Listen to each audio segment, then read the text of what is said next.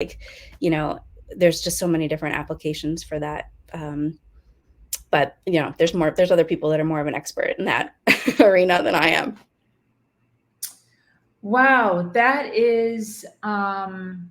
I know that you talk a lot about frequency Hmm. and our nervous system. Yeah. Can Want you me to speak more about can that? you expand on that? Yeah.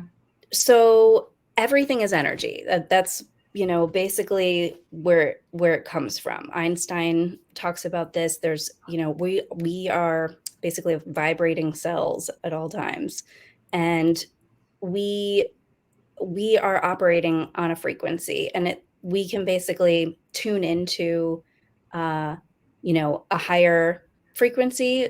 I mean, it's basically like, it's not about having this sort of toxic positivity, or I've heard that before, but you know, it's basically about focusing on what you want in your life so that you are attracting more of it, right? It's kind of that basic concept of the law of attraction type thing. So it's through the lens method and through, you know, creative photography. The way that you can do that is by you know, thinking about, well, you may already do this but not intentionally. So maybe creating images that you're moments that you're grateful for, right? So like, I have a free gift on my website that's about that, creating a visual gratitude journal based on the 3 L's, which are light, love, and laughter.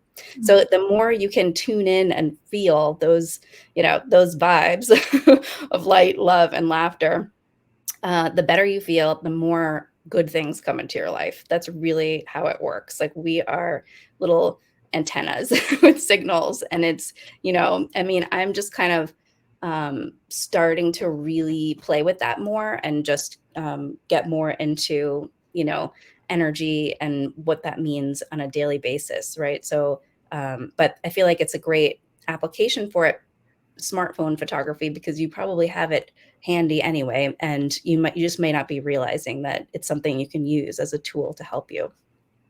Yeah, so the camera on our smartphone can help with regulating our nervous system, Yeah, if you use it intentionally this way. and then emotional resilience. How does that Yeah. work?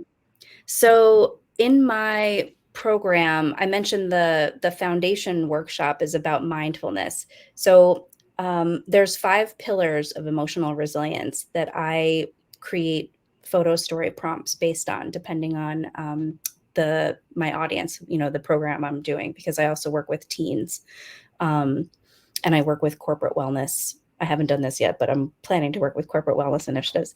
So basically, in my 6-week program, we focus on a different photo story prompt based on each of the 5 pillars of emotional resilience. So those are mindfulness, self awareness, self care, positive relationships, and purpose.